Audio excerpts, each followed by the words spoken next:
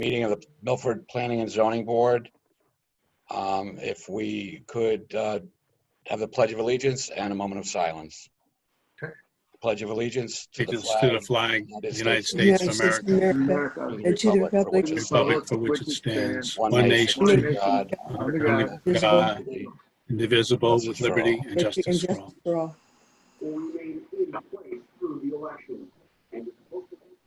Okay.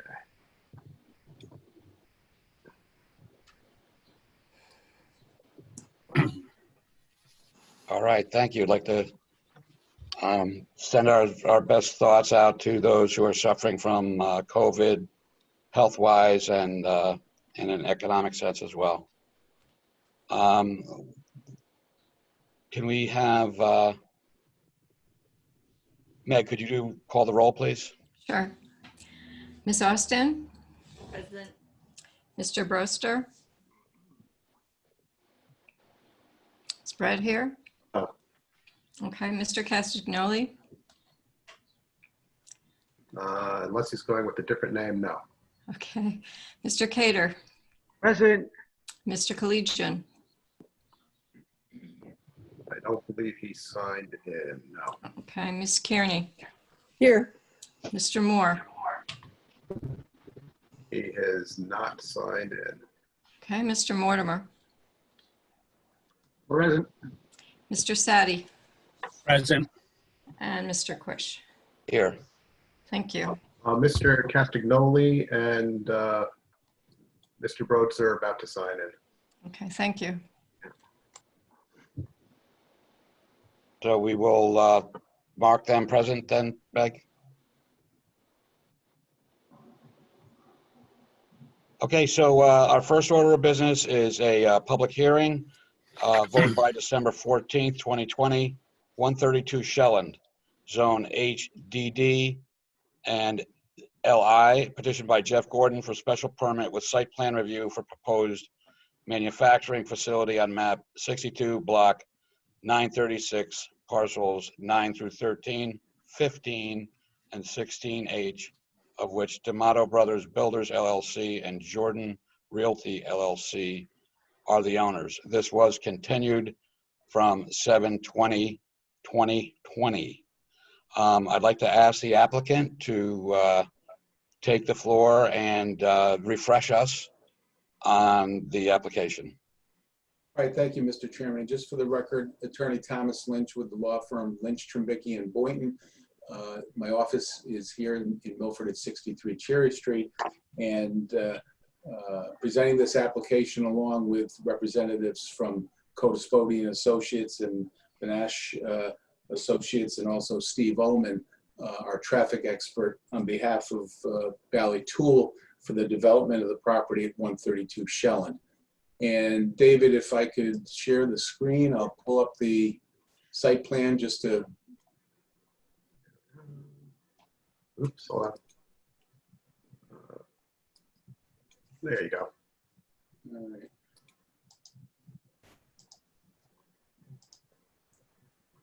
All right, so again, just to, let me turn my phone off, unfortunately. David, we have your screen, not Tom's screen. Well, that's not good. No, it's a pretty dog. Well, that's all I need anyway. There we go. How's that? That looks good. How's that look? All right. So just to refresh your memory, you know, Valley Tool, I went into details at the last meeting about the history of the company. They are the contract purchasers of this property located at 132 Shelland Street and an adjacent parcel that borders on Plains Road. The property is some 7.4 acres in size, and the development envisions a two-phase construction of a ultimately 103 square foot manufacturing facility for Valley Tool to relocate their two existing locations, one on Prindle Hill Road in Orange and the other one on Bick Drive, into this facility here. Jeff Gordon and Bob Weway had, of course, gone through the details of the site plan at the last meeting. We talked about the parking that's provided on site, how it's conforming with the zoning regulations. The front parking is in the Shellen Street section of the property. And there's also an employee parking lot to the rear, which will have access onto Plains Road. One of the main features that we emphasized to you in our last meeting was that in deference to the neighbors on Plains Road, the Haystack and Harvest Lane area, that particular parking lot was designed so that there is a gate. There'll be no access to that parking area during the daytime hours other than from employees, and employees will be instructed to exit the parking lot and turn left only, so that all traffic, whether it's the parking area on Shellen Street that's going to be more or less the executive parking lot and the area for deliveries, all traffic to come onto the site will come off of Bick Drive onto Shellen Street and either enter the site off of the on the Shellen Street access or through the employee parking lot to the rear on Plains Road. So that was one of the main things that we stressed in our presentation to you. We also stressed the fact that since the property is located in the limited industrial zone, as well as the Housatonic Design District, the building is zoning compliant. This is an area that was developed by action of the Planning and Zoning Board through the 50s and 60s to envision this type of development. And it's appropriate for this area. It's conforming to the zoning regulations. And all of the comments that were made either by staff or by Greg Podleski in his review of the plans through the city engineer's office have been incorporated into revisions that were presented to you at the last meeting. So I think we made a fairly exhaustive presentation to you. The architectural plans are also in your Dropbox. You saw the design that Phil Clark had put together for this beautiful building. And I concluded my comments at the last meeting how this is going to be a real addition to the city of Milford. It's going to bring a lot of jobs into town. It's going to be a tremendous addition to the tax base. And the way that this was designed, a lot of thought went into the design of the building and also incorporating the concerns of the neighbors for the parking and the access to the site, limiting any traffic leaving the site to go onto Plains Road and go through the residential neighborhoods. All of those concerns were incorporated in these plans. So I think we left off, it got to be 11 o'clock, and I think we left that there was going to be any comments from board members or the public, and the full complement of professionals are here to answer any of those questions that you may have. Thank you. Thank you, Attorney Lynch. David, would you recap the city's Report? Yeah. Sure. Hold on one second. Okay.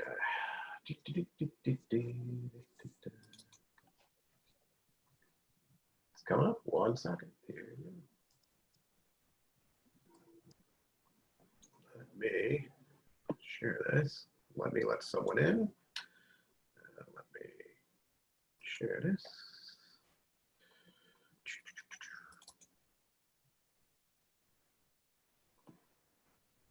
Okay.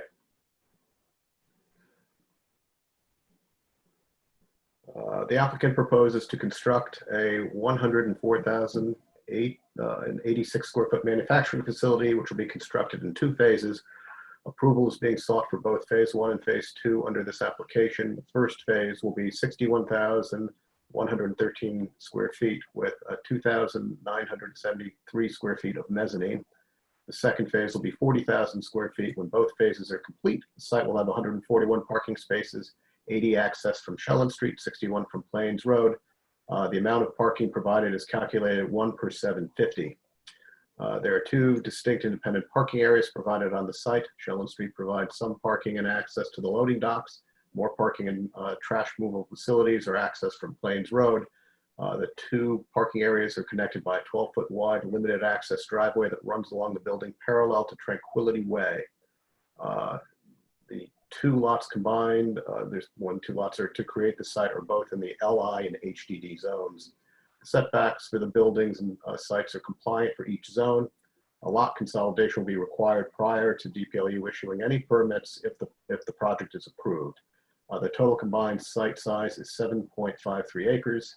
The site has a proposed 12-foot wide service drive that links Shellen Street with the Plains Road parking area. Good site planning practice would recommend widening this to 24 feet to accommodate two-way flow of traffic, which would not impact any existing mature landscaping parallel to Tranquility Way.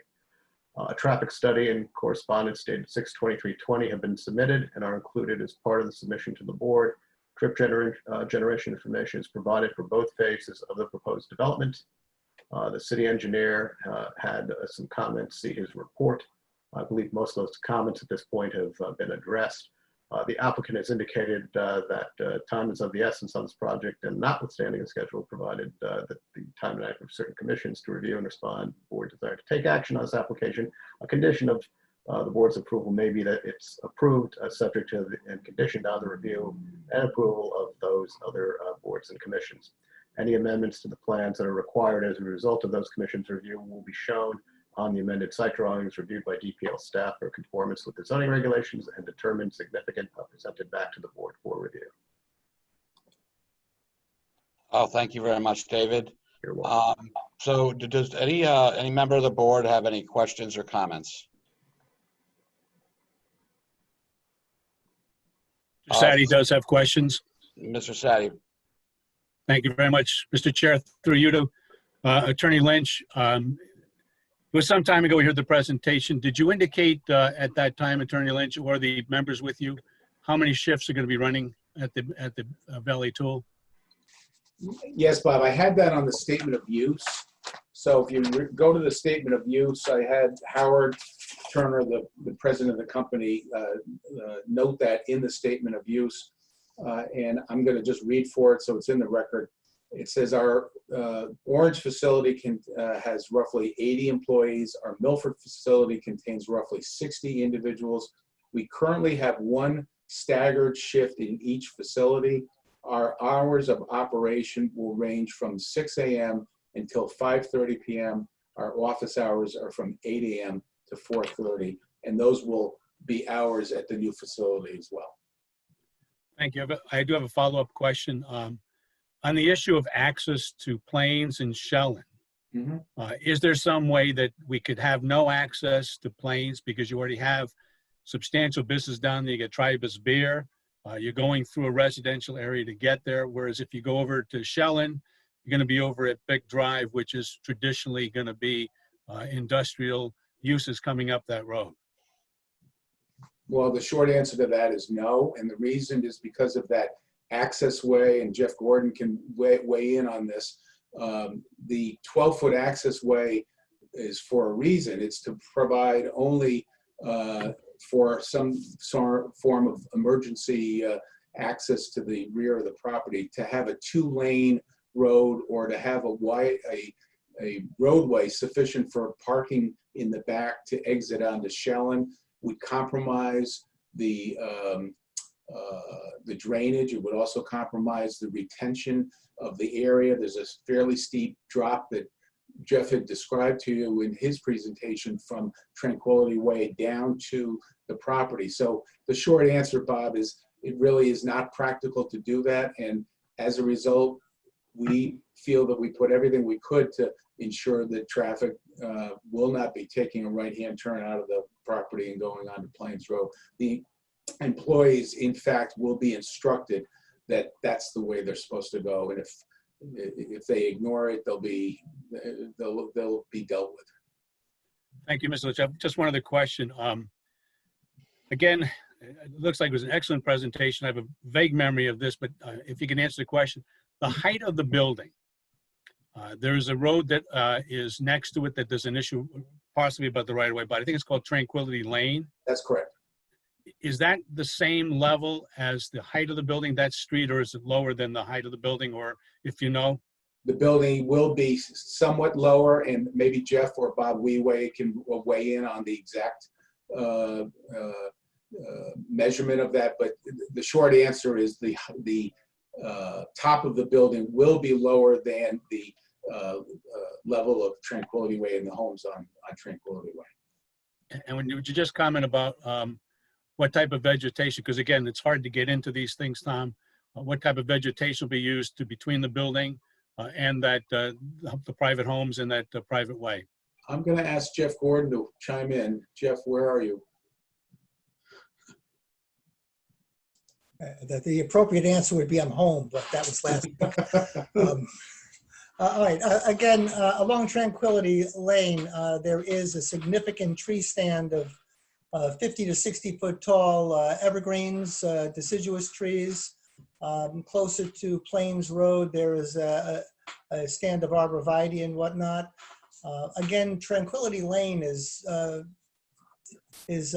think somewhere about elevation 104, 102.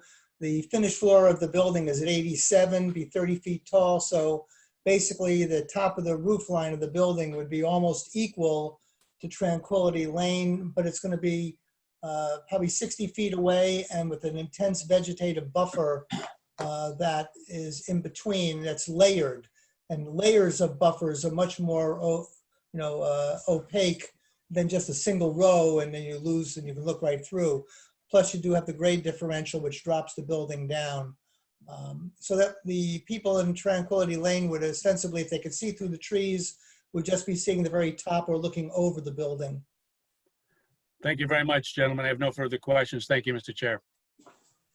Are there any more questions or comments from the board? Seeing none, this is a public hearing, so I would open up for the public to come in.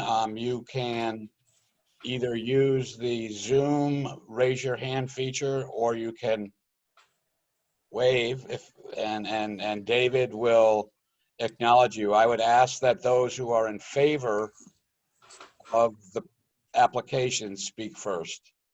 Okay, so let me scan. I've got to scan a bunch of screens here. So, okay, I don't see anyone here.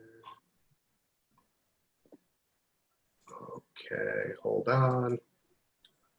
Okay, no one is waving on their screen, and no one has raised their hand to speak in favor. Okay, so seeing none, I would ask anybody that would like to speak in opposition. And again, this is a format that we've used in the P&Z for a long time.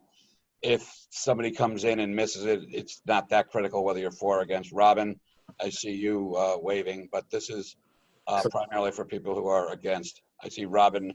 Okay, so, and then we have, so first we have, we'll go with Cynthia, since she raised her hand over here. Okay. And then we'll go to Robin, who raised her hand over there. So let me unmute. Eileen. Yeah. So let me unmute. Yeah, and everyone will get a chance to speak. Yeah. So Cynthia Nazemes, you can speak. Yes, thank you. Yeah, I'm Cynthia Nazemes. I live at 136 Harvest. And I'm against, it's actually in agreement with Mr. Sadi about the exit onto Plains Road. I don't understand. It's going to be a huge parcel. Why they couldn't plan to have this exit directly onto Shelland.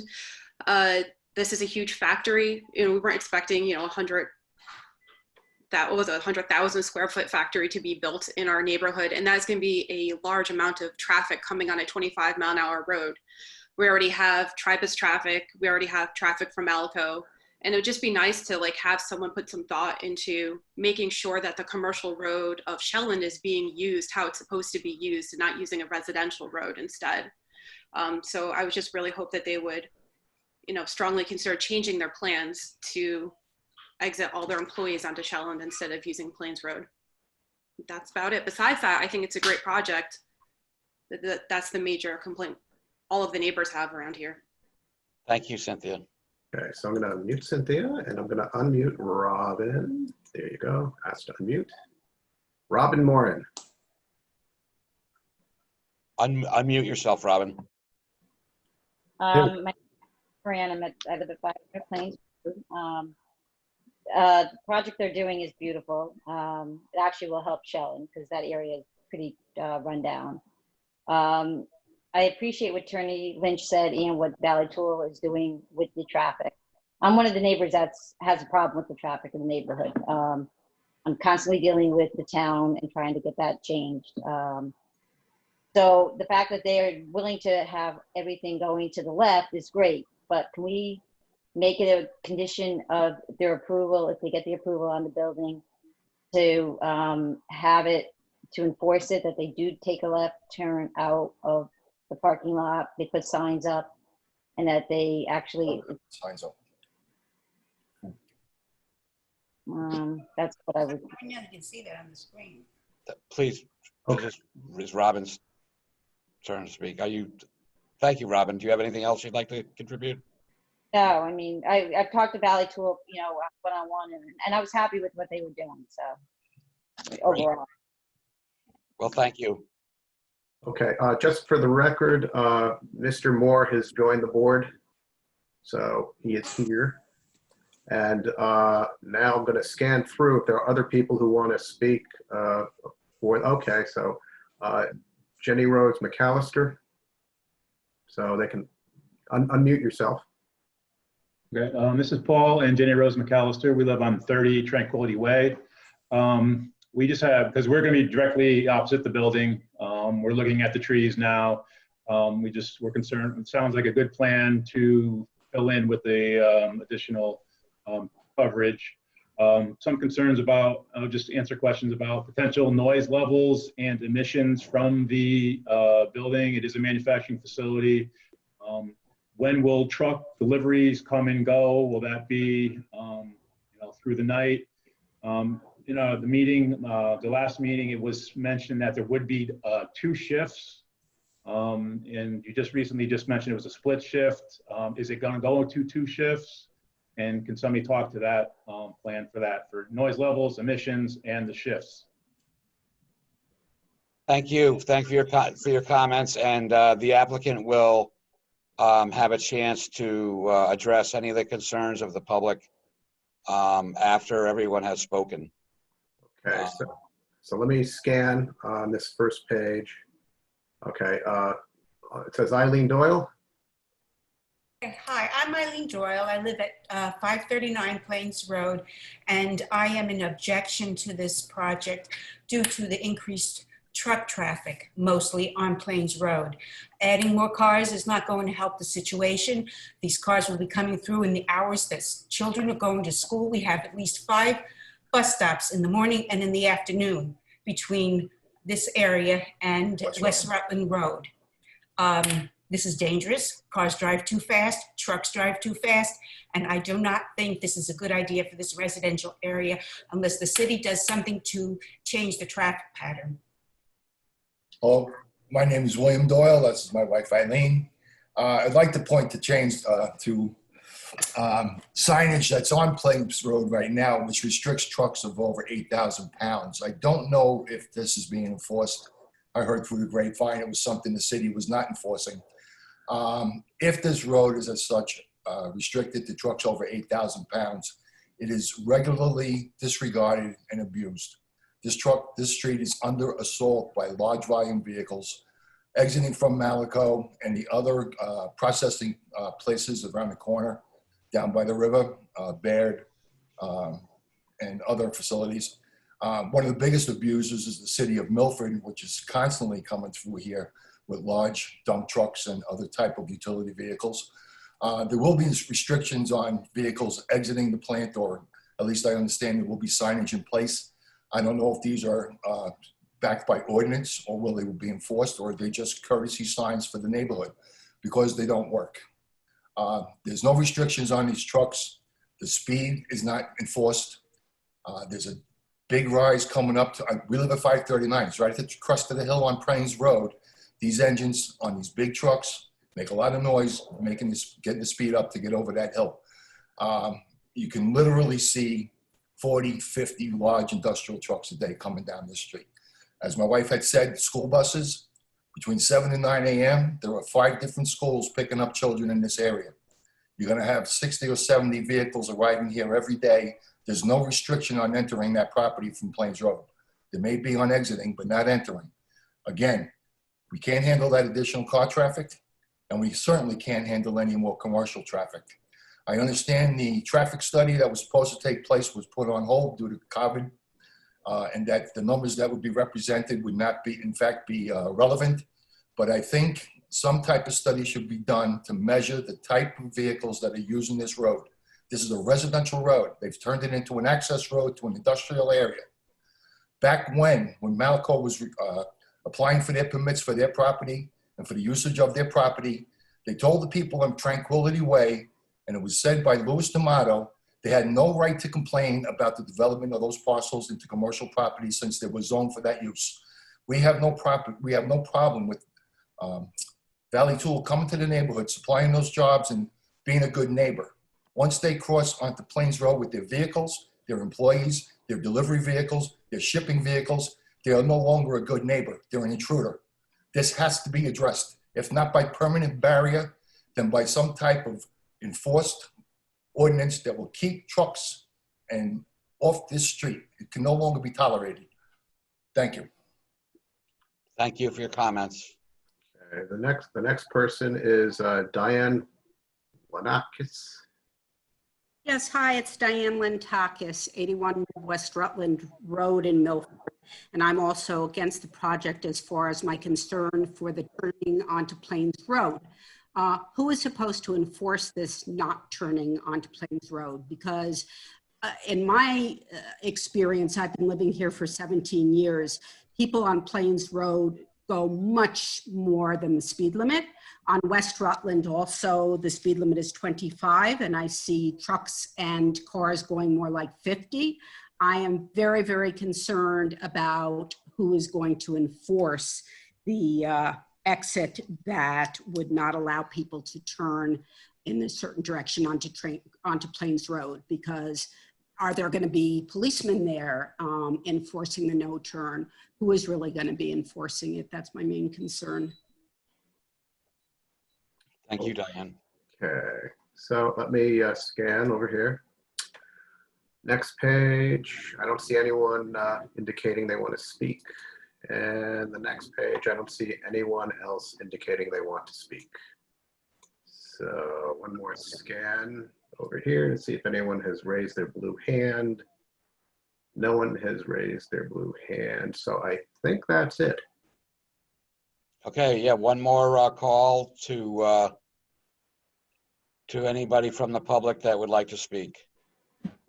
Seeing none, the applicant is given the floor to discuss or address any of the concerns of the public. Yes, thank you, Mr. Chairman. So let me just reiterate what's going on with that parking lot, because some of the folks may not have been present last time when we made the full presentation. The parking lot on Plains Road, there'll be no trucks whatsoever going to that parking lot. That is going to be an employee parking lot. It's going to have a gate on it. So employees can only access that parking lot with a keypad access card. So they will come into work, they'll use their card, they'll pull into that lot. That prevents also on the weekends the situation that neighbors, I'm sure, are aware that goes on further down Plains Road, or the neighbors who live at Caswell Cove know of further down Bick Drive, i.e. Kids on the weekends going down to the parking areas at the end there and doing all sorts of things that we all did maybe when we were kids, but kids continue to do them. So what I'm saying is there'll be no access whatsoever to that parking lot other than employees using a card to get in there. Then at the end of their shift, they're going to leave the parking lot. There's signage. It's shown on Jeff's site plan. There's going to be signage directing people to take a left-hand turn only out of the parking lot. And the question was raised by, I believe, Mr. and Mrs. Doyle, who's going to enforce that? Valley Tool will enforce it because those will be their employees. And you can be rest assured, Mr. Turner and Mr. Beckwith are going to make it very clear to the employees that it was represented to the Planning and Zoning Board when this application was presented that the employees would only be entering that parking lot and exiting by way of Plains Road, Shellen, out to Bick Drive. Okay, so again, just to summarize, there will be no trucks. And Mr. Doyle, I know, you know, all the folks in the neighborhood are tired of seeing the trucks going up and down. Those trucks go up and down to the facilities on Raton Drive or further down Plains Road. They're not going to be going to this parking lot that my client will have on Plains Road. Only cars will be going to that parking lot. And it's going to have a gate, so there'll be no other access to the parking lot other than employees. And there will be self-enforcement by the company to make sure that employees are drilled into their head that when they leave work to go home, they got to go out Plains Road, Shellen, Bick Drive. That's it in a nutshell. Thank you. Mr. Chair, Yeah. just very quickly, I wanted to let you know that we did receive 2 letters of support, one from Pam Stanesky and one from Don Sire. Yes, those are in the record. Yeah, very good. Just let you know. Okay, thank you. So the way this works is that the applicant has had a chance to answer some of the concerns of the neighbors, and anyone in the Mr. Chair? anyone who has spoken is welcome to speak again. Mr. Chair? Yeah. First, one of the team members of the application, Jeff Gordon, I think wanted to speak after Tom Lynch, just to address, I think one of the. Okay. Thank you, Mr. Chairman. David, again, in responding to Ms. Nazamas's comment that it would be nice to put some thought into this, the applicant has gone very, very much above and beyond in acquiring the Shellen property. The original property that they were working with was just the Plains Road property, which would have sent all the traffic out onto Plains Road. And as the commission is well aware, the land is zoned for the industrial use. The TLC versus Branford case says if you zone something a certain way, it means the infrastructure is capable of handling it.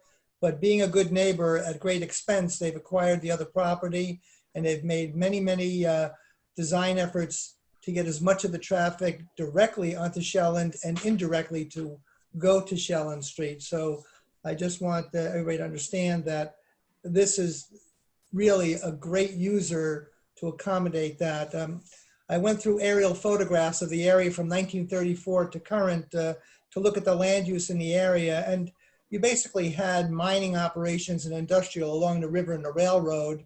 Then 95 came in and the agricultural land was made into residential.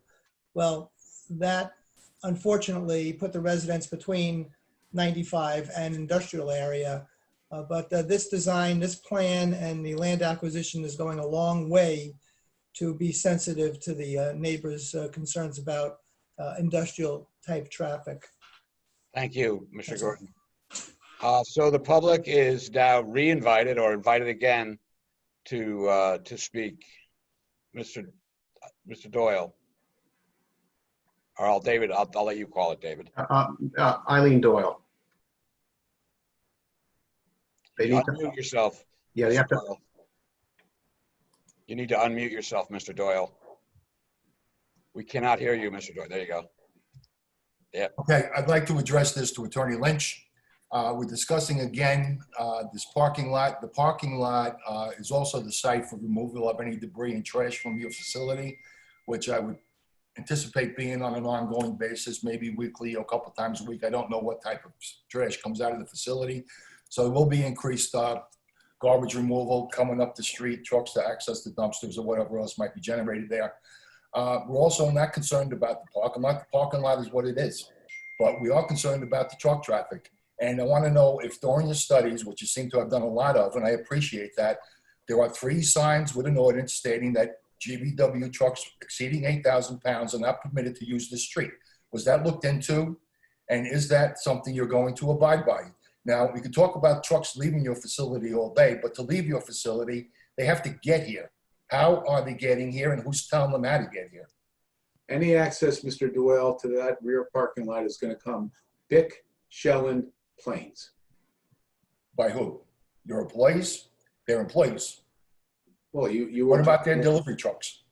Deliveries are in the front. They're going to come in off of Shelland Street. If you see the plan, I can tell you right now that the big street is not used. This street has become a primary exit area and entrance area into that industrial zone. Mr. Doyle. City of Milford has no business on Shelland or even down in the industrial park. They're on this street all day long. Mr. Doyle, these meetings are not set up where you and I are going to get into a debate. You can ask me a question. I'm happy to answer it. Yeah, You asked about. Question. You asked about. I asked if any. I asked. Tom, please. Yeah. You'll have a chance to answer any of the public concerns, but we'll do all the public, and then you'll have the final word. But we're not going to go back and forth. Okay. So you can ask the Attorney Litch a question, but he will not answer you directly. And Mr. Doyle, you are muted again.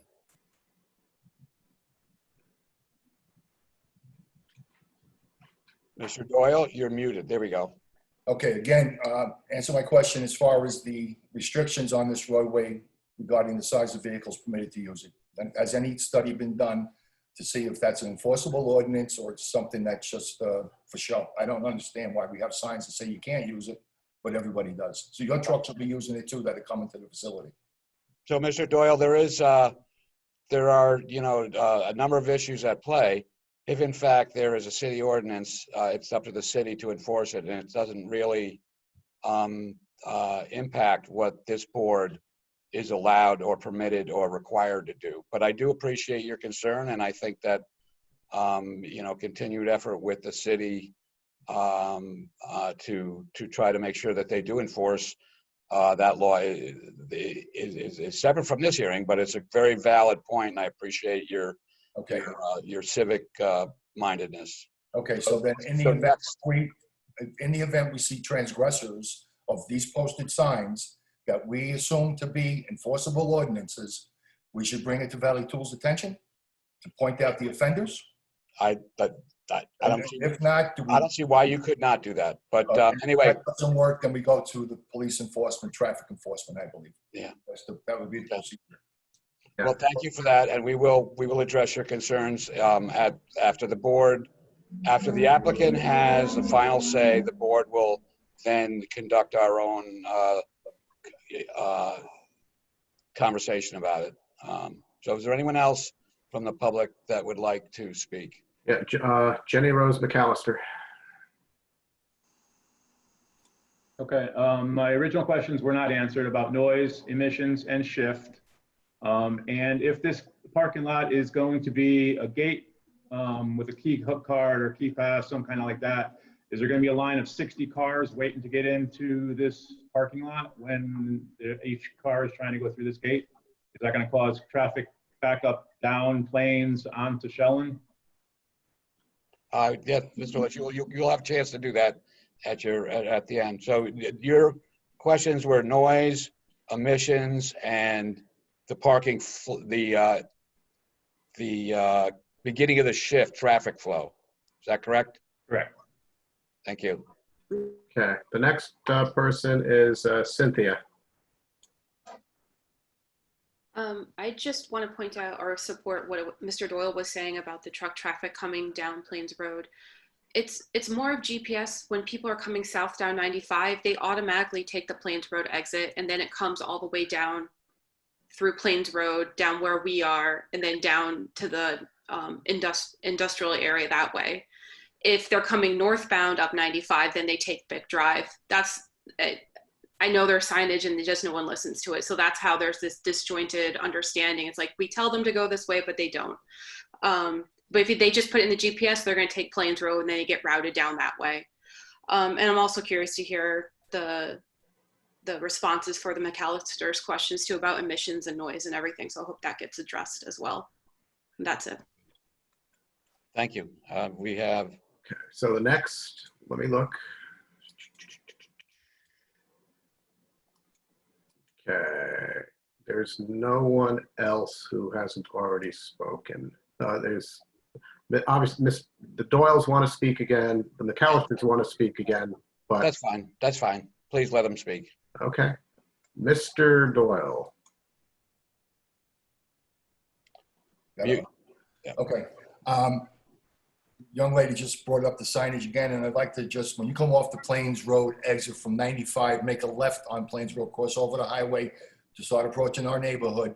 There you encounter signs at every intersections directing trucks to avoid Plains Road. Again, this is an ordinance of the city. It is being ignored. I need Valley Tools assistance in approaching the city as a good neighbor to help us improve this area. We are not an access road for industrial area. We are a residential road with kids getting on school buses, kids exiting school buses. We have trucks that are too big for these roads. We have trucks that are moving too fast. And every sign that leads to this street tells them not to go this way. Okay, thank you, Mr. Doyle. Mr. Doyle, we do have a very busy agenda. I don't mean to cut you short, but we did hear your concerns, and we will try to address them. So again, we do have a busy agenda. So if I want everyone to feel that they're welcome to speak, but please don't reiterate something that you've already said a couple times. Okay, we have Robin Moran. In regards to the truck traffic, they're all right about how much traffic there is. However, I know that they can enforce their employees when they come, and let them know what's going on. But what about the contractors that are when they're building the project?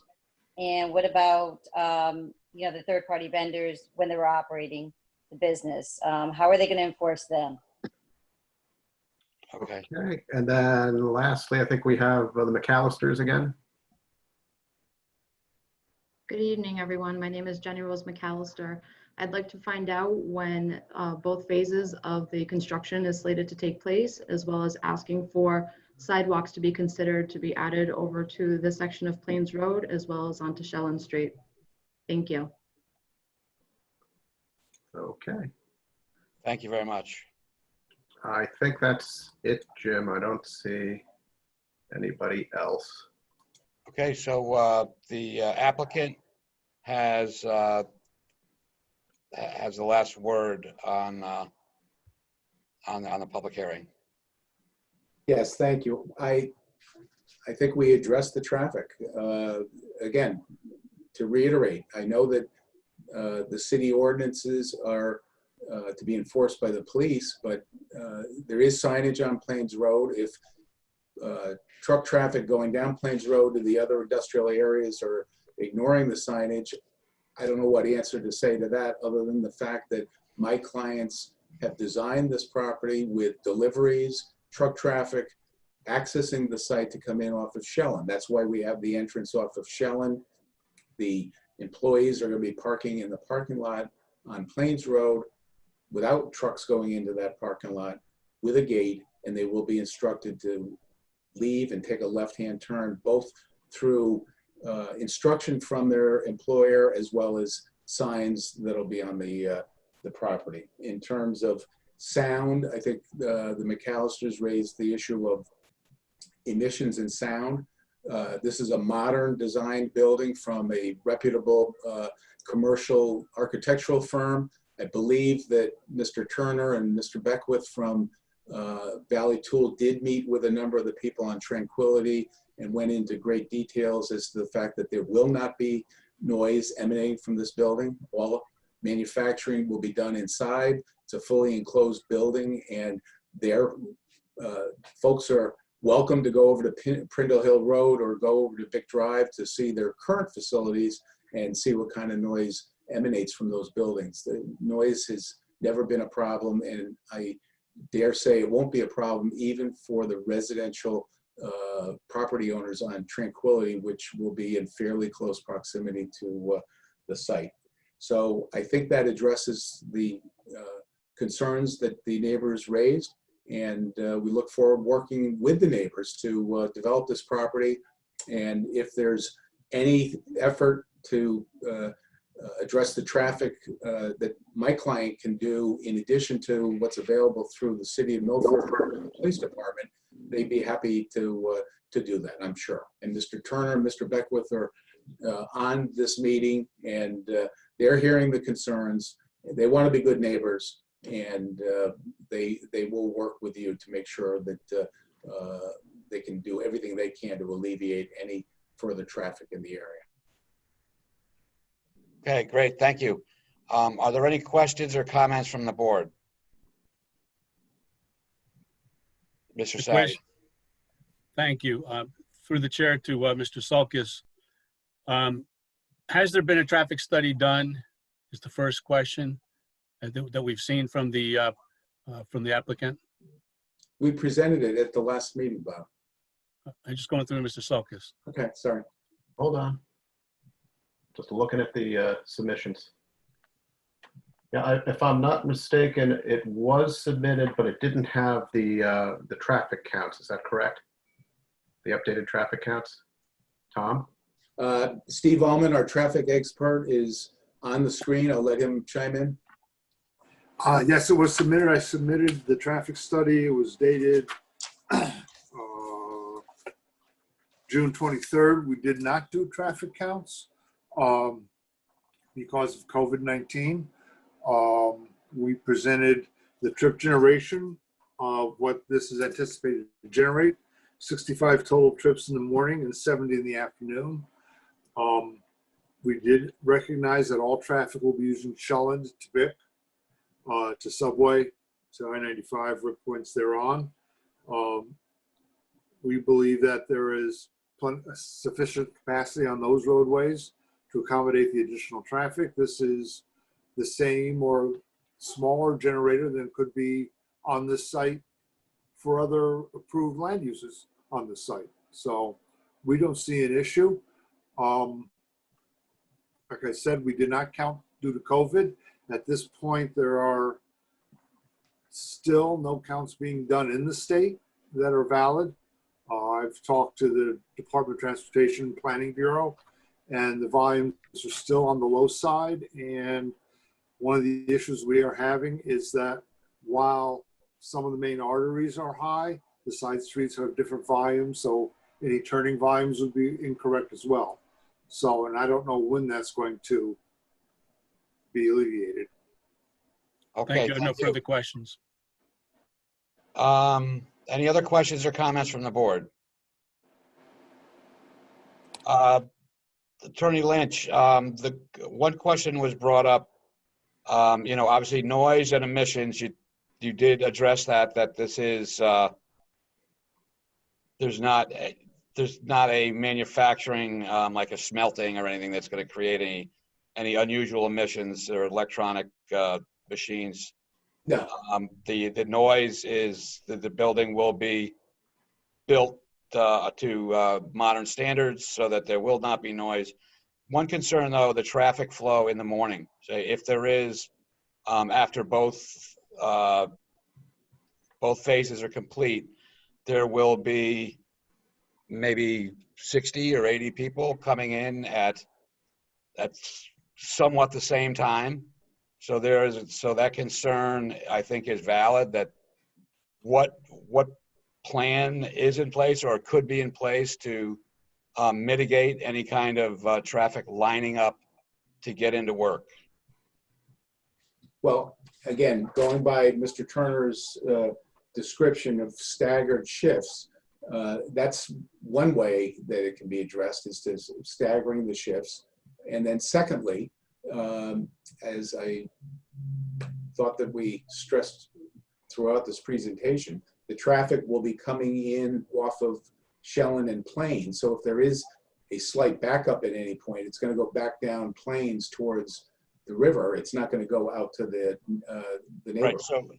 So are you saying that the employees are going to come in on Shelland, go around back, park in the back parking lot, and when they leave, they will leave on Plains and only turn left? That's correct. Okay.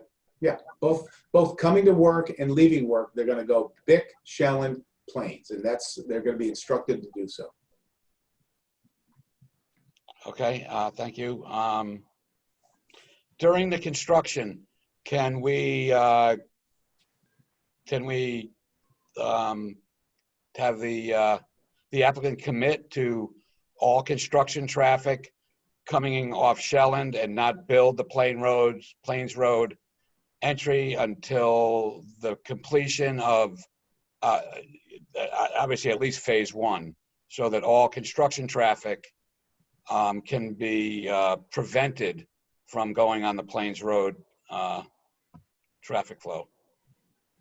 I will leave that to Phil Clark, our architect, because I don't know if through the phasing, if that is something that can be promised. But Phil, are you on? I am. Certainly, the construction entrance will have signs on the main road, but we will have a gate on Plains Road. We will need access to that on occasion, but our plan is 90% of all construction traffic will come through Shelland Ave. Why would you need any access to Plains Road for construction vehicles? Emergency vehicles. If something happens on our, we don't want to be just. No, that's fine. I mean, if you wanted to commit here on the record to having that be emergency only until the commissioning of and the CO of phase one, so that then it becomes an employee egress. I think that might go a long way to, I mean, it's going to be a year-long project or more. And again, that was another question. How long will the project take? And if you could break down that potential timeline per phase for us. Well, phase one, we have scheduled for 10 months. We're going to have to pave that back parking lot at some point. So there will be some traffic there at some point, but to control the job, we do want the vast majority, if not everybody, coming to our gate, where the main road where our trailer will be. So you could we commit to all truck traffic? Oh yeah. To go Shelland, and obviously if there's a carpenter or a mason that comes in and is in a car or a pickup truck, I don't think the biggest concern of the neighbors. I hope I'm right, but I think that dump trucks and concrete trucks and that might be a heavier weight on the neighborhood. Sure. Yeah. So is that something that we can put in as a condition of approval? Yeah, just on a very rare circumstance will a truck have to come through, like when we're finishing up paving over there on that back parking lot, or putting up the light posts or something like that in the back parking lot. But yeah. Understood. Yeah. Okay. That's more than reasonable. Thank you. Are there any more questions or comments from the board? Seeing none, the public hearing is closed, and I would hear a motion. The question, Mr. Sadi here with a motion.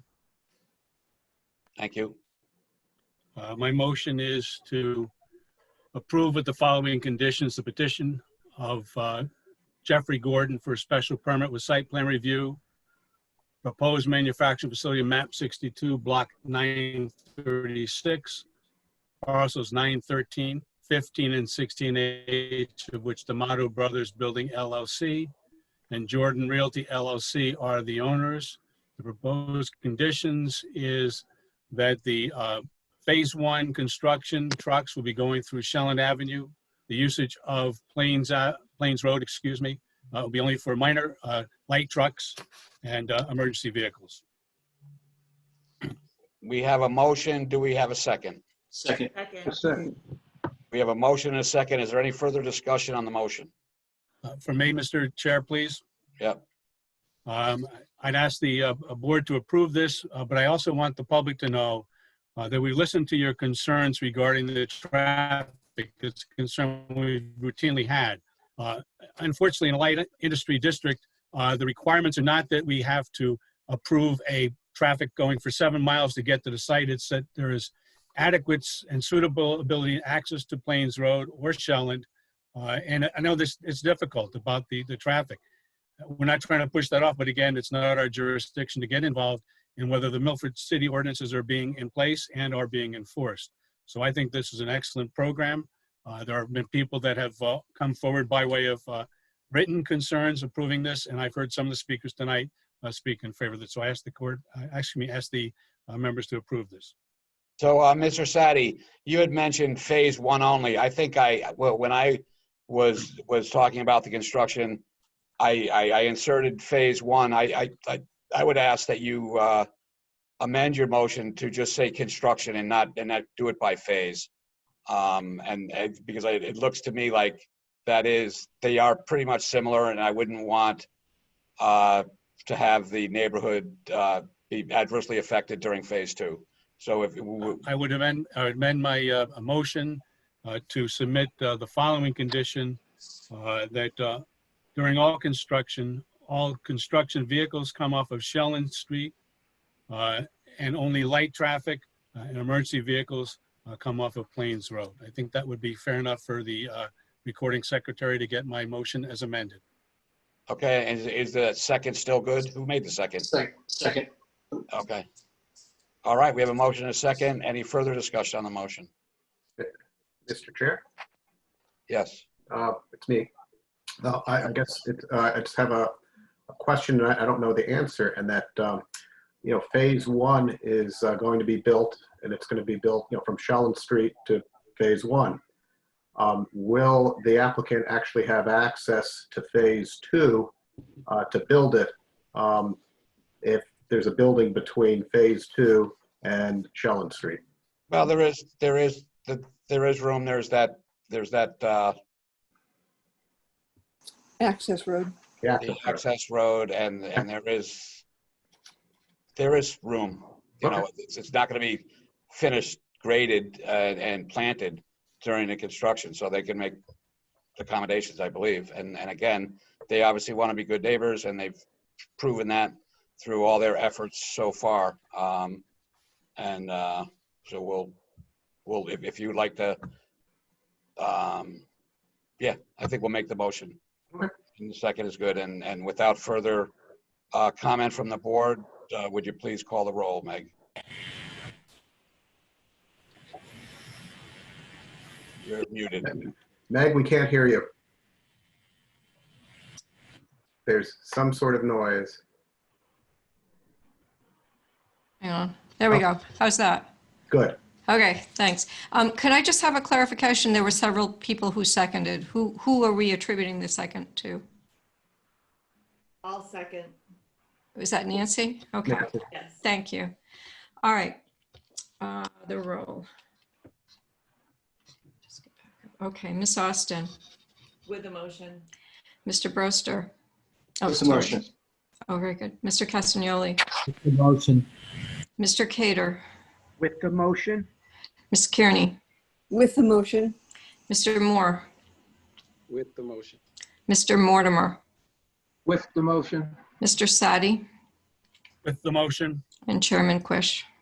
With the motion. Thank you. We are unanimous.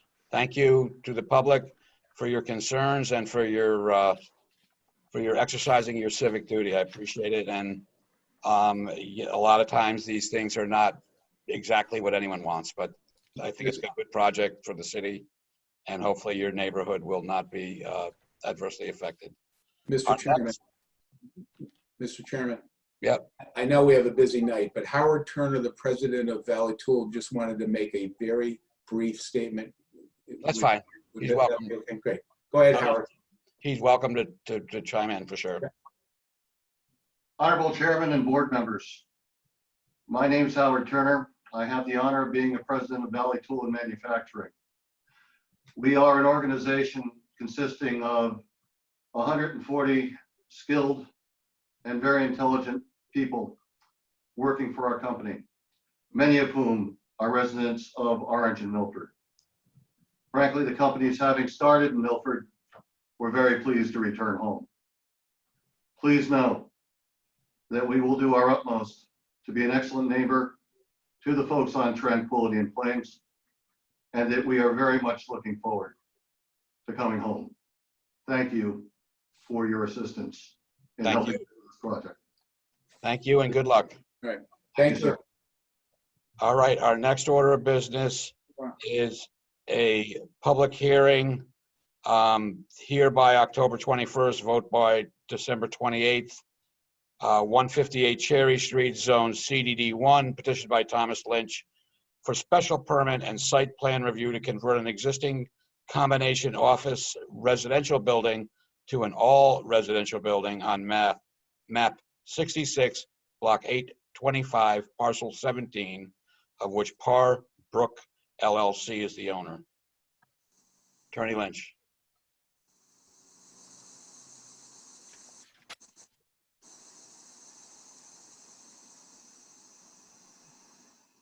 You're muted, Tom.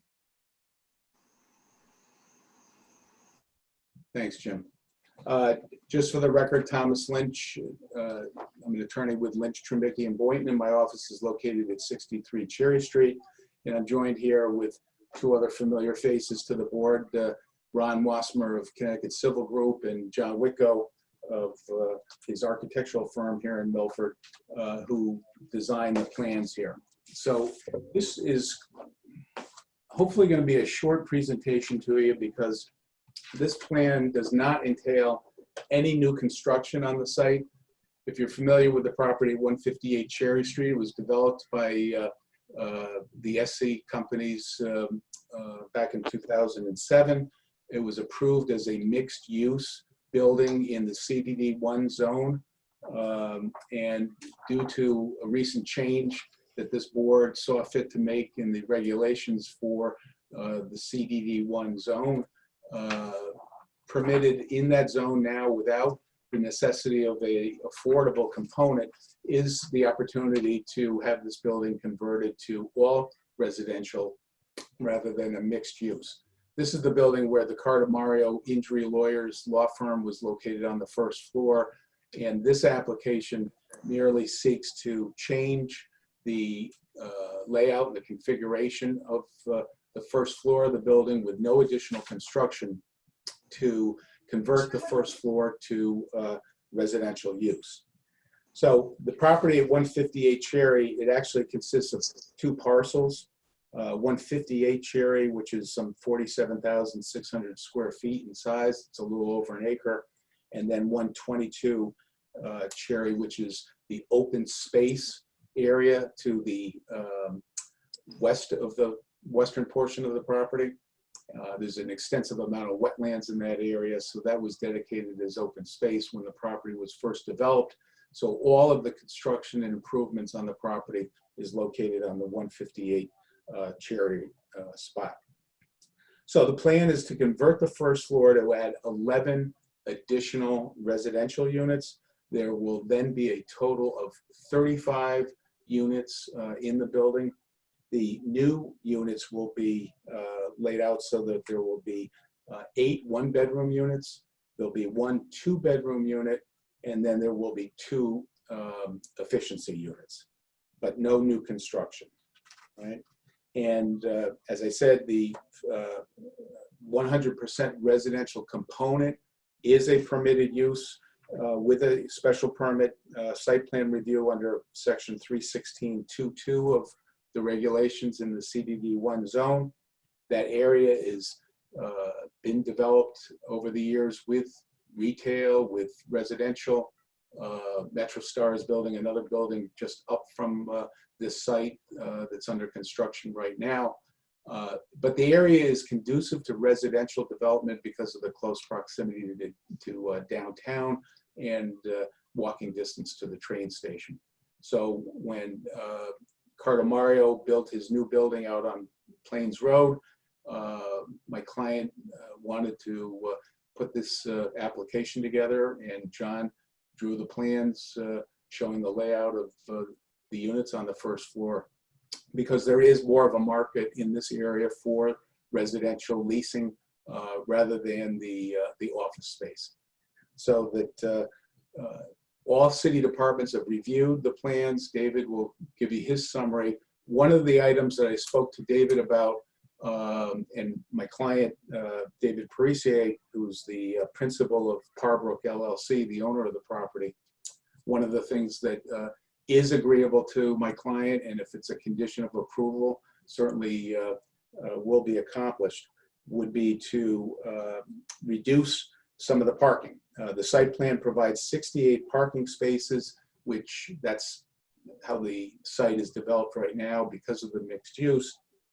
With a residential component only, there's only 50 spaces that are required. So my client has agreed to reduce the parking area and create more green space, more to the northwesterly portion of the property to accommodate that. Put some amenities such as maybe a fire pit or some picnic table or a playground area out there. But again, just to reduce the impervious surface and create more of a green space in that area. We presented the plans to all the city departments, and as you know from reviewing the plans and the reports in the Dropbox, all the city departments have signed off on this. We had to do a revised application to the Sewer Commission, and that was approved administratively, but the fire department, the police, all other departments signed off on it. Greg Podlusky had a couple of comments that Ron revised the plans to address. But again, the point to be stressed here is that there is no new construction. The building is going to remain as it is from the outside. There'll be some change in the window structure because of residential units versus the larger glass area for the prior law office, but the building will remain as it is in terms of its footprint. So that's it. And any questions, both Ron and John are here with me, and we'd be happy to answer any questions the board may have. Okay, thank you. David. Before I get to my report, I just want to ask Mr. Lynch, on the site plan, which I'm hoping is up on your screen, is it? Okay, good. The area that you're going to add green space to, where would that be on this? I think in talking to the client, it was the northwesterly portion of the parking area up there. So would that be here, or would that be here? There. Here, where my little hand is going back and forth? Yeah. Okay. Very good. Thank you. Okay. Well, the applicant proposes to convert the existing first floor office space into 11 residential units. This would make the existing building a fully residential building under section 3.16.2.2. The building will contain a total of 35 residential units. The applicant is providing 68 parking spaces where 50 is required. The application is substantially zoning compliant. And that's it. Okay, is there any questions or comments from the board? Mr. Sadi, again, through you, Mr. Quish. Yeah. Yep. Thank you. Attorney Lynch, the administrative summary that just read indicated there's going to be 68 parking spaces. Are you changing that number by adding the green space? I was a little bit confused on that. No, there's 68 there now, Bob, and there's only 50 required with the building being all residential. So we're going to reduce the parking to 50, and that area where the spaces will be removed will be turned to green space. So you're going to go 50 for 35 residential units. Is that what we're hearing? Yeah, that's what's required too. Okay, thank you. No further questions. Any other questions or comments from the board? Mr. Cater. Yeah, I just want to say I like the project. I love the idea of adding some more green space, so I do appreciate that. You can thank David. Okay. Seeing no questions, this is a public hearing. I would invite the public to speak. Same, you know, maybe there's new people. So if you can raise your hand through the Zoom app, do that. If not, if you can just wave your hand on the screen and David will recognize you. Is there anyone from the public who would like to speak?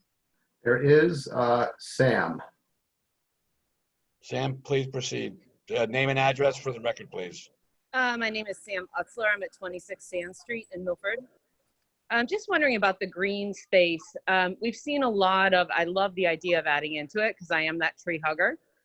Is there any way that like more large shade trees can be planted rather than just kind of the ornamental, which really don't give, you know, our resident animals, etc., you know, anywhere to be?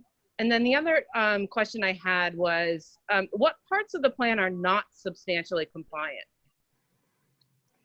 Okay, thank you for that. I will follow up on those questions. We won't like do a question and answer session, but I will follow up, and that is what substantially compliant indicates maybe something is not compliant, so we'll find that out. And then we'll look at your suggestion for more robust trees. Okay, thank you for your comments. Is there anyone else? Okay, so I'm scanning.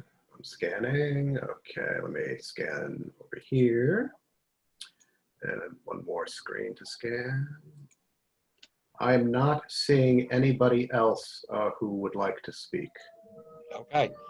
So I would ask the applicant, remind him, actually I'll ask David first. Your executive summary did indicate substantially compliant, which indicate that something is not compliant. No, it's zoning compliant. That's the language I always use, just in case I might have missed something. Okay, so basically what you're representing now is that it is fully compliant. To my knowledge, based on my review, but again, I'm only human, so that's why I always. No, I understand that. We're not trying to hold you to superhuman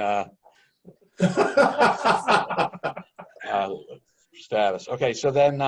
It's because I hang around lawyers too much, so I have to cover myself. So then, the first question I would put to the applicant team is, Sam had a question about the trees, and is that something that you would you think it would be a benefit to your project?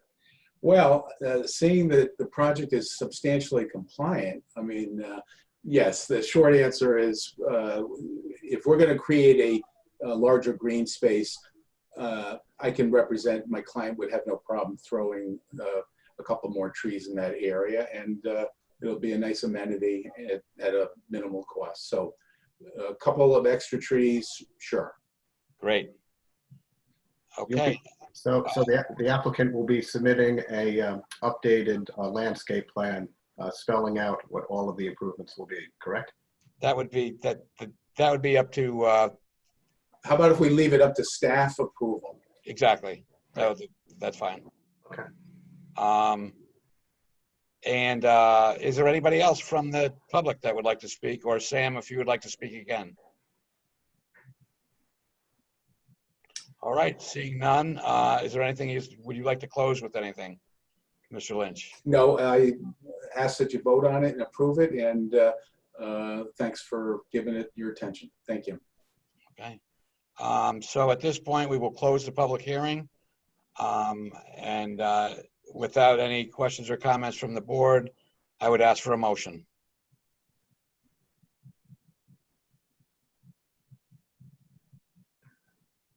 I move to approve as presented the petition by Thomas Lynch for special permit with site plan review for a proposed conversion of a mixed-use building into a fully residential multifamily building on map 66, block 825, parcel 17, of which Parbrook LLC is the owner.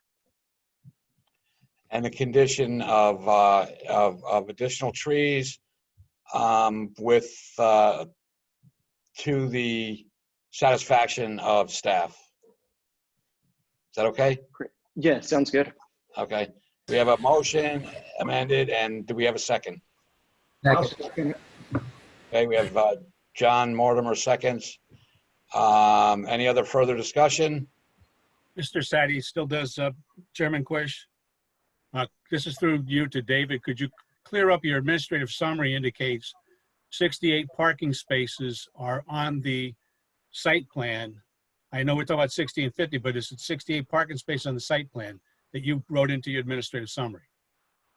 Yes, because the existing site, as it is, it has 68 parking spaces.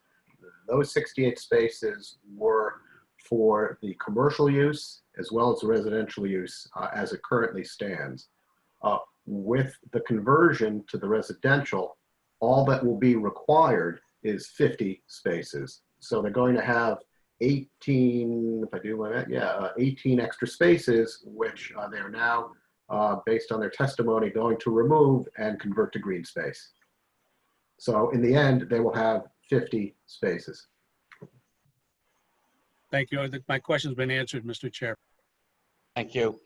I do understand it did seem like there were still 68 spaces the way the summary was written, but I fully understand it now, and we have 50 spaces, more green space, some nice trees. If Meg, if you would please call the roll. Ms. Austin, With the motion. Mr. Brewster, With the motion. Mr. Castagnoli, For the motion. Mr. Cater, With the motion.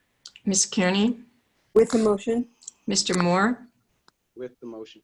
Mr. Mortimer, With the motion. Mr. Sadi, With the motion. and Chairman Quish. With the motion. Thank you. All right, thank you and good luck. Right now, what we will do is our next order of business is old business, 125, 135 Broad Street. We will take a 5-minute recess, and we will reconvene at 8:21. Is that sufficient, Mr. Lynch? He assured me he needed just 2 minutes to run from his office to the other office. Okay, well, so we'll take Gonna be 5. running out the door, so 2 or 3 minutes is fine, thanks. Yeah, we'll take 5. Okay, thank you. 8:21. Thank you. We're back in session. This is old business, vote by September 23, 2020, 125, 135 Broad Street, zone MCDD, petition of Metro 135 LLC, care of MetroStar Properties LLC for a site plan approval for a 5-building mixed-use complex on map 54, block 394, parcel 14, of which Metro 135 LLC is the owner. So this application was before the board already, and Mr. Sadi had asked the question whether or not it is permitted. It's not required for us to have a public hearing, but is it permitted for us to have a public hearing? We reached out to the city attorney, and we all have seen that his response, and that the answer to that question is yes, we are permitted to do that. And I'm assuming, David, that letter is published somewhere that the public can read it. Yeah, it's on the link to the agenda. Yeah, it's a public document. Okay. So if that's the case, I don't know that it's best to address that issue now. We can, Mr. Sadi, if you wanted to make a motion to have a public hearing, and then we can have a second, and then the board can discuss it. And I don't mean to interrupt, but can I chime in before Mr. Sadi makes a motion like that? If he's going to make a motion? yes. I would like to be heard on the whole issue of having a public hearing and the necessity of a public hearing, and if our comments can be made part of the record, and then whatever the board decides to do, that's up to you. No, you're welcome to speak. Yep, that's fine. All right, so when we left at the last meeting, all right, we submitted to you a site plan. The only thing that's before the board is an application for a site plan to develop this property. And under our zoning regulations and under section 8.3G of our state statutes, a public hearing is not required for a site plan. And I know that you sought an opinion from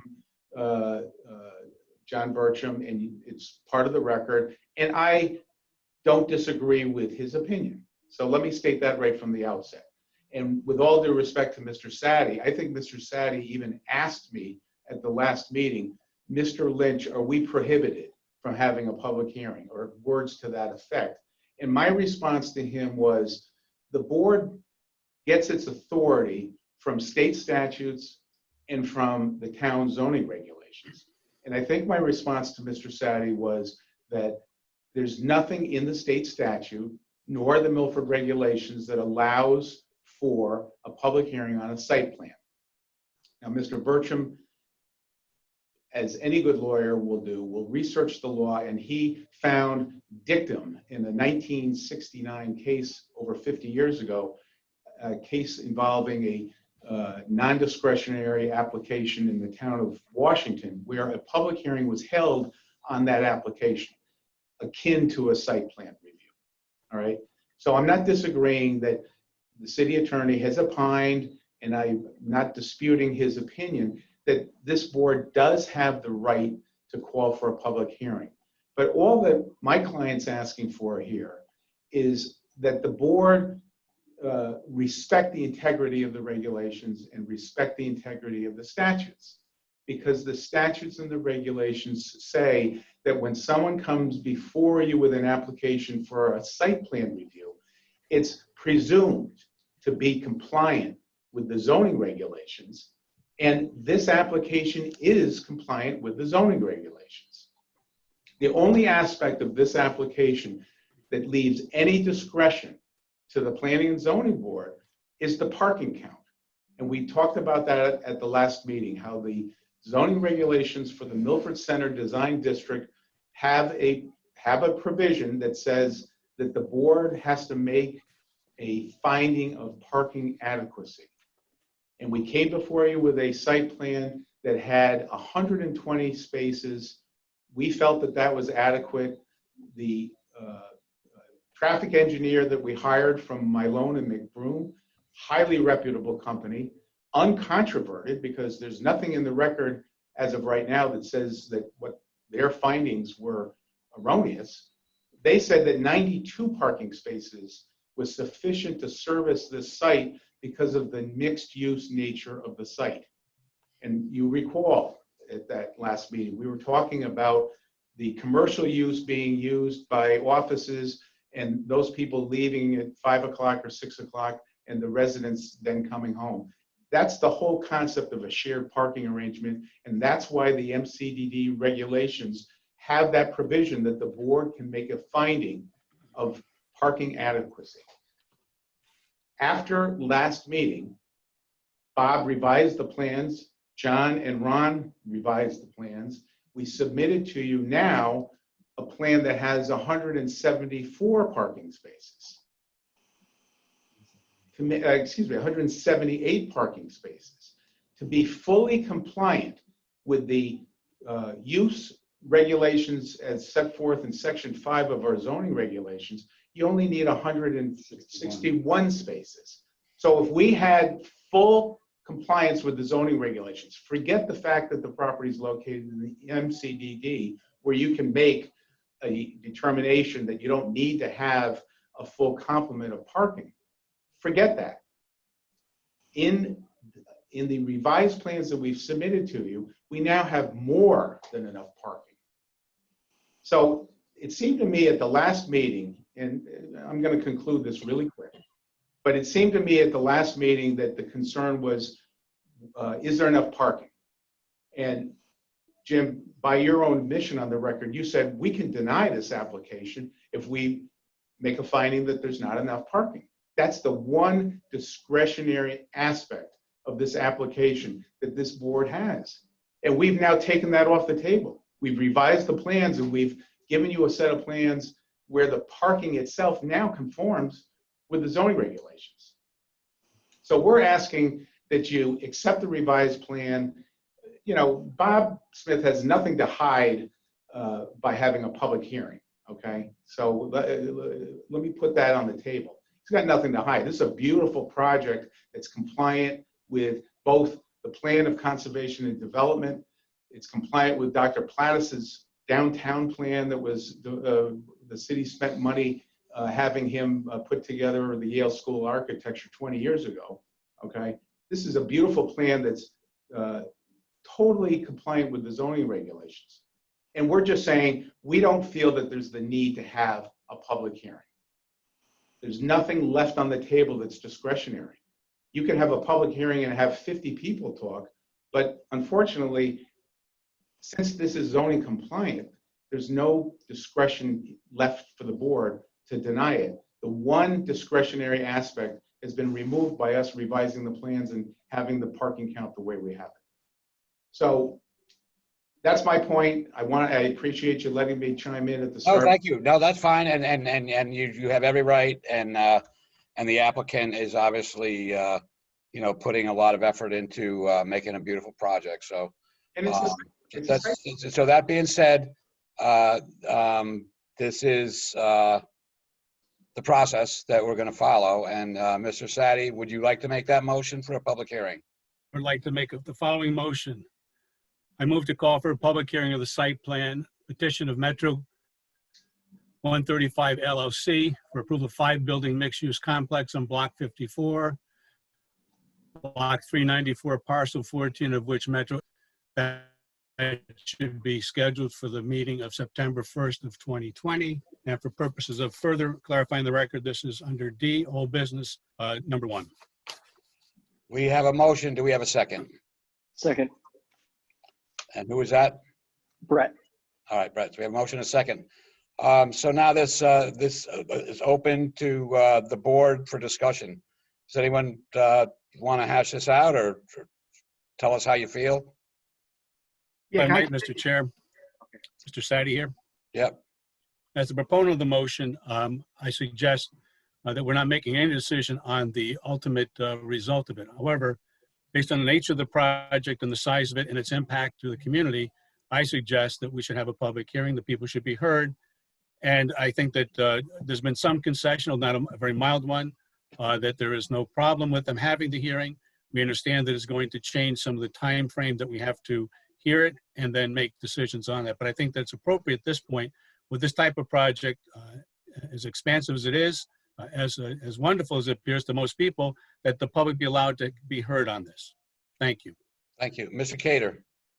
Well, actually, I was going to kind of ask sort of what the point was, and actually Bob does make a valid point. I like the project personally, but I do think it's a big enough project where possibly people want to have some input, and they're going to be, they might feel offended that things were snuck through without their getting a chance to voice their opinions. But I do like the project, but I think Bob might be right. Okay, thank you. Anybody else? Jim? Yes, I have Peggy. to object, largely because it is zoning compliant.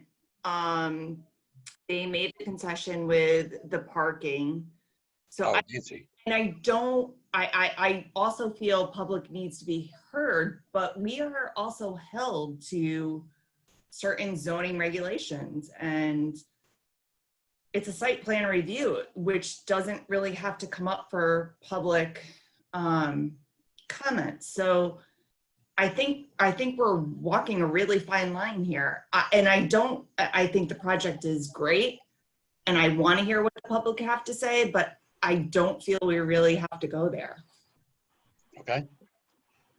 Anybody else? Jim? Yep. I also, Peggy. okay. Go ahead, Peg.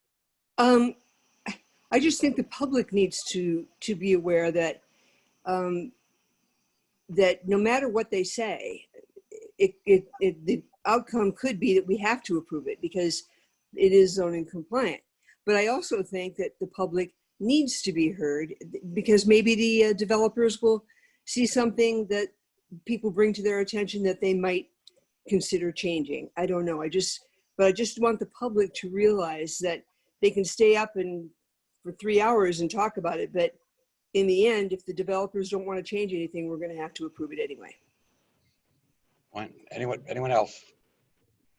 Jim, I was saying, I just want to echo Nancy's thoughts in regards to this plan being site compliant, and also the fact that just because the plan is large in scope, it is subjective. I don't want to if anything small in stature, it shouldn't even matter. But that's just my thought. Thank you. Mr. Chairman, Yep, Mr. Castagnoli. if parking is the only issue here, should the comments of the public be restricted to parking only? Well, yeah, that's a good question. I mean, I think that just because Attorney Lynch said that doesn't mean that there aren't other concerns that that we do have some say in, whether it's traffic or whether it's public health and safety. I'm not actually saying that there's these issues on this project. I'm not, but I am saying that just because Attorney Lynch's position is that that's our only place to weigh in, doesn't mean that that's what I feel or what is actually our responsibility as well as our opportunity. You know, and I do think that, you know, part of the exercise of having a public hearing, especially when it's downtown Milford, which is really dear to the hearts of probably all citizens of Milford, and it is, you know, fairly large scale project, that there's a lot of people that just feel ownership or feel like they are really stakeholders in their downtown. And that if in fact there is no change made, it could be the case that there are now 50 concerned citizens that will, at the end of a public hearing, come on board and be cheering for it, you know? So the upside is that the applicant gets a chance to show off what they're doing and get the public behind them and excited about the project. The worst case scenario for the applicant is that somebody says, well, gee, could you have put another tree here? You know, I don't think there's a whole lot of downside for the project or the applicant. I do really feel, though, that there is a strong sense of community, and that community should be heard. So I personally am in favor of the public hearing. So it's wider than just the parking and the site plan? I think so. I mean, I think there's safety concerns in general that we are allowed to speak to in MCDD site plan review. And there's it's not only our purview, but our responsibility. I'm not particularly saying that I have an issue. And if when the public hearing comes about, if we vote for it, then any concerns I have, I would put forth at that time. Okay, thank you. I just like to say something real quick. I think a project that is this important, not necessarily a big project, but it's important because it's downtown. I think the public should have input. I don't know if this is the best way, if there's an alternative way to get the voice of the people out there, but lacking that, I think we need to open this up to the public just so they have ownership from the start. Very good. Thank you. Anybody else? Yeah, can I say something to Jim Cater again? Sure. Yeah, everybody's bringing up valid points. I mean, I kind of lean in the beginning towards Nancy and Carl as well because they're compliant. But I also, I hear from people like my wife, there's a big backlash of what's going on. I think most of it has to do with transparency. You know, maybe it might be simple as, like John was saying, maybe if they saw the plans, because the whole project's beautiful, but people, I'm seeing what they're saying and they're going crazy. They have no idea what it is. You know, so I don't know if we do a presentation or maybe put the plans out there on some of these Facebook sites that, you know, if you live in Milford or whatever, but there's a big backlash and I think it's unfounded. I can't say anything because I don't want to get involved because it could cause more harm than good. But I've mentioned this before, maybe someone should be monitoring these sites and have an input and saying what the reality is, that we're not trying to sneak things through. They are compliant. They've actually gone out of their way to add more spaces. If people actually knew what they're doing, you know, so maybe that might be a good way to put out plans, somehow let people have access to it. I don't know. John was right. Maybe if there's another way without that. I love the project personally. I'm gung ho for this. I think this is exactly kind of project that downtown needs. You know, we're trying to condense people downtown, use the mass transit. They're going to add people traffic to all the restaurants and clubs and stuff. That's what I want anyway. So I'm gung ho, but I do feel a backlash of the public. and they need to somehow know what's going on. Yeah, I mean, I think Hey, that, you guys. know, they really could have, you know, been participated in the last meeting, and they could participate in this meeting as observers. And so that is something. It may not be as deep into the city as might be beneficial. You know, personally, I don't see a real downside, except for one thing. I don't think it should be, because we are capable and permitted to have a public hearing when it's not required by the zoning regulations. It's a slippery slope, and we're going to address that later on tonight as well. But I don't think it should be a precedent that it just happens to be, you know, downtown. It really is something where I think the public will benefit by another presentation, getting to see everything, getting to talk about it amongst themselves and as part of the meeting, and feel like they really are stakeholders, and they are, you know, in one way or another. They don't own the property, obviously, and the reality is that when you own property in any part of Milford, you have certain rights as a property owner, and I think in general we're pro development that's sensitive to the needs of the people. So again, I won't go on and on what I think, but anyone else can think, can speak their mind, and then we'll have a vote and see what happens. Mr. Chair. Mr. Brett. Hey, look, I think it's a great project, transit oriented. I don't think there's anything to hide. Agree in spirit that that giving people the opportunity to through a public hearing is great, but I think agree in policy with Nancy or with Ms. Austin and Mr. Moore, where I just slowing down the project by if having a public hearing means slowing down the progress on such a great project and getting more. I mean, the sooner they can move, the sooner the developer can move on it, the sooner people can move in, and the sooner businesses downtown are benefiting from more people being downtown. So I just want to. That's good. I mean, it's 2 weeks, but you know. Yeah, understood. It's de minimis in the scope of a project. But anyway, you're right. I disagree. But anyone else like to speak, or are we ready to go to a vote? All right, we have a motion and a second. No further comments from the board. If we would, Meg, call the roll. Ms. Austin. Against the motion. Mr. Broster. Against the motion. Mr. Castagnoli. You're muted, Joe. For the motion. Mr. Cater. For the motion. Ms. Kearney. For the motion. Mr. Moore. Against the motion. Mr. Mortimer. I am for the motion. Mr. Sadi. For the motion. Chairman Quish. I'm for the motion. We have 6 for the motion and 4 against. Motion passes. So we will put this on the agenda for our next meeting. David. Yeah, I was just checking my counting. Yes, it'll be on the next. Yeah. No, it passed. I just double checking. Yeah, no, you're fine. That's fine. Okay, thank you. Next order of business is new business. Vote by October 21, 2020, 95 Cherry Street, Zone RO. Petition of Kevin Cresadian Esquire for a site plan review for a conversion from a single-family dwelling to an office on map 66, block 817, parcel 25, of which John Blevins is the owner. Attorney Cresadian.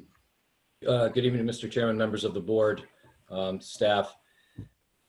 My name is Kevin Cresadian. For the record, my office is at 3 Lafayette Street here in Milford. I'm representing the contract purchasers of this property, David Ellison and Stephanie Ellison, longtime Milford business people that would wish to turn this existing house into an office. It's really a simple application The structure of the house is not changing externally at all. What is changing on the site, it's in the RO zone, I should say. So there's a mix of residential and office. It's on the section of Cherry Street that's kind of kitty corner diagonal across from Gulf Street, or a couple of parcels down from Gulf Street. It's in between a dentist office and another office building. And it's across the street, diagonally across the street from a project that was presented earlier by Mr. Lynch, 158 Cherry Street. What is changing on the site is parking. Parking will be increased because it's going from single family residential to a single office user. It's not going to be multiple offices. It's going to be 100% office use. It's not going to be any type of mixed residential and office use. It's just going to be strictly office. We've received approval from the city engineer for the drainage that was done by Ron Wasmer from CT Civil Group. We've received approval of the sewer commission. I don't believe that there was any other, I think the fire department also looked at it and approved it. There was minimal transmittals because it's really more of an application for use versus a change in the, we're not starting with a new building. There is a garage on site that's going to be removed. I think Mr. Sulkas's staff administrative summary mentions to the board that it's up to the board's discretion about whether the applicant complies with the spirit and the intent of the regulations with respect to landscaping and parking. We meet the parking requirement. There's really not too much else to say about this project. It's pretty straightforward. So I'm available for questions. Great. David, can you give us your view of this application? Sure. The applicant proposes to convert an existing 1,564 square foot single family house into an office. 9 parking spaces are provided. The existing driveway between the existing building and property line is proposed to remain. In accordance with 3.4.3.4, the board is asked to find the landscaping, vehicular access, and off-street parking adequate for the adaptive reuse of the building.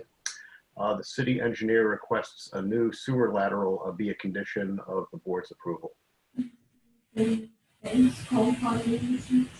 Joe, could you mute? Joe Castagnoli? Yep. Thank you. Are there any questions or comments from the board? Question for Mr. Sadi, through you, Mr. Chair. Yes. Thank you. Attorney Crusade, thank you very much. Most of what we're seeing is Dropbox. Have the site plans been changed to take care of the concern of the of Mr. Podleski on the lateral and also the work on the curbs and sidewalk? Well, the site plan hasn't been changed to reflect a new lateral. That would be part of the, depending on this board's decision tonight, that would be part of the, the permitting process for the change in use. So that would be done if this was approved tonight with that condition.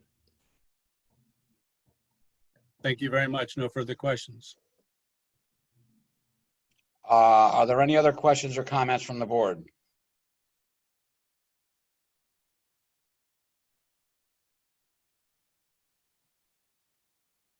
Seeing none, I would hear a motion. Mr. Chair, Mr. Sadi, to make a motion, please.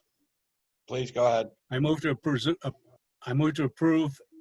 with the following conditions: the petition of Kevin Crusaden for a site plan approval for conversion from single-family home to a single office use on map 66, block 817, parcel 25, which John Blevins is the owner, with the following 2 conditions: that the plans will be revised to indicate that the sanitary lateral is to be removed and replaced with an 8-inch lateral to be paid for by the applicant, and that any reconstruction of the apron that's required on the curbs and sidewalk would be paid for at the applicant's expense. We have a motion. Do we have a second? Second. Meg, you got, You have are you gonna pick, we had a number of seconds, so you want to clarify or pick one? I heard Peggy. Does that Yes. sound right? Okay. Yeah. Okay. That's fine. Thank you. So we have a motion and a second. Do we have any discussion from the board? Seeing none, call the roll, please, Meg. Ms. Austin, With the motion. that was with? With the motion. Thank you. Joe Mr. needs to mute. Okay, thank you. Mr. Brewster, With the motion. Mr. Castagnoli, For the motion. thank you. Thank you. Mr. Cater, With the motion. Ms. Kearney, With the motion. Mr. Moore, With the motion. Mr. Mortimer, With the motion. Mr. Sadi, With the motion. and Chairman Quish. With the motion. Thank you. Good luck to you on your project. Thank you.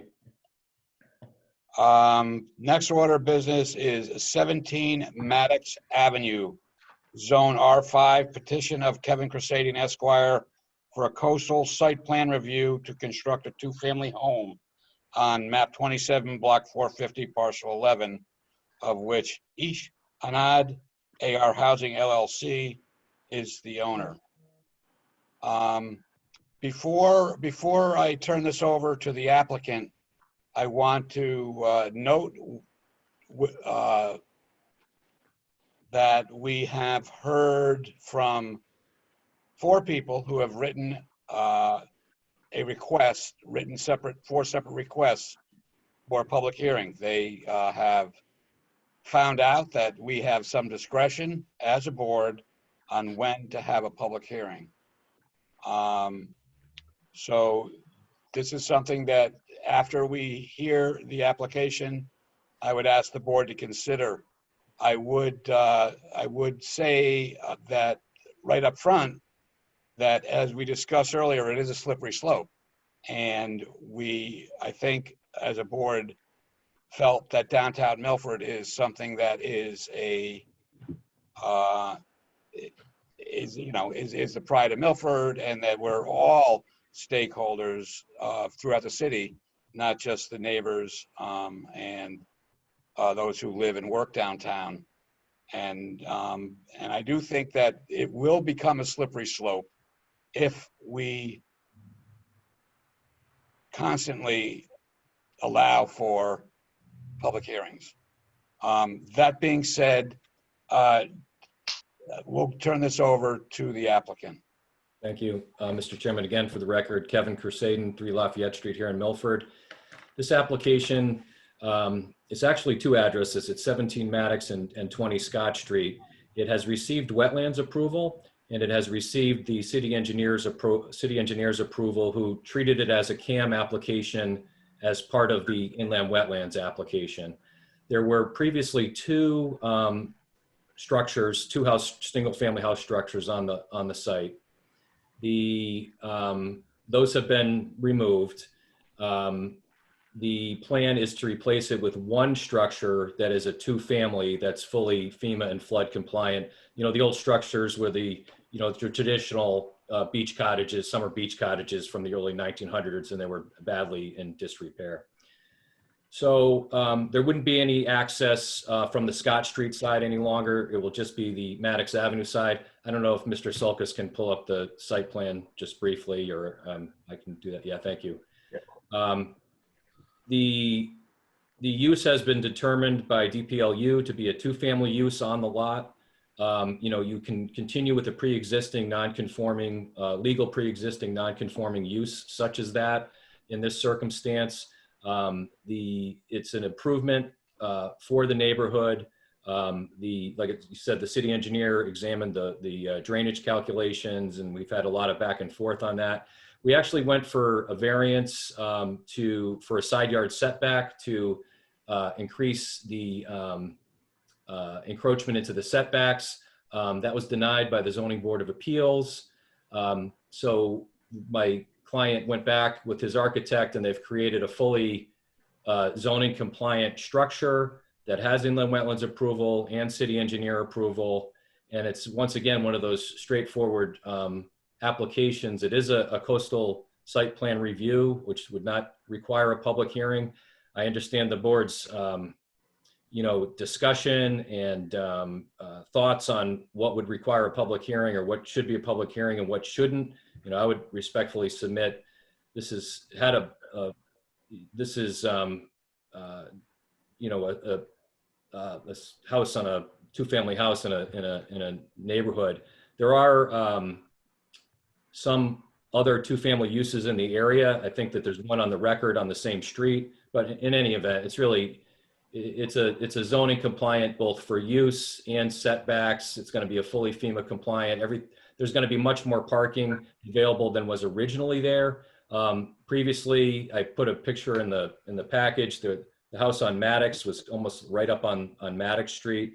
Now you can see you're going to have parking underneath. You're going to have parking in front of it, in front of the structure. Whereas before there was a house in the back and a house on the front, which with really no parking. So there's been a lot of work to this simple structure. It's, like I said, been through a lot of sets of eyes looking at it. I understand some folks in the neighborhood don't want something built there or have issues with what's being built, but it's fully zoning compliant. So I'm not really sure what the other concerns would be. And other than that, I'm available for questions. Okay, thank you. David, if you would just review this application in light of it is it's a CAM and just sort of, I think there's interest in from the public on what our typical site plan and CAM applications are for, why we are as a board interested and instructed to review. I would appreciate that. Sure.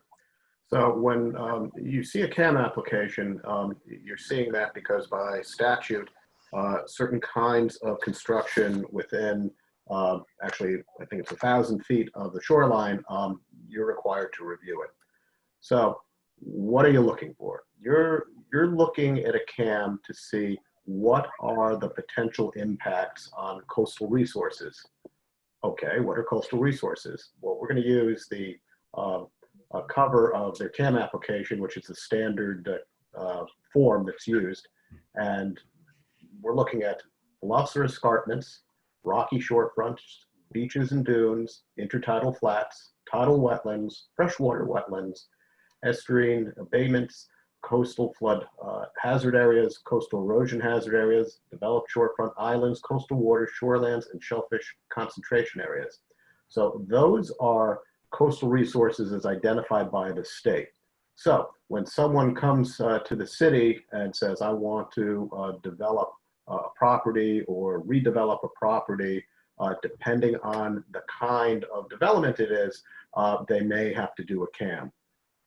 So in this particular case, had this been a single family house that was being lifted or being rehabilitated, it wouldn't be before you. But because it's a two-family house, it's not exempt. There's a list in our regulations of activities and structures that are exempt. And those exemptions are listed under 5.12.2 of the regulations. So in this case, since it is not a single family house, that's what triggers the CAM review.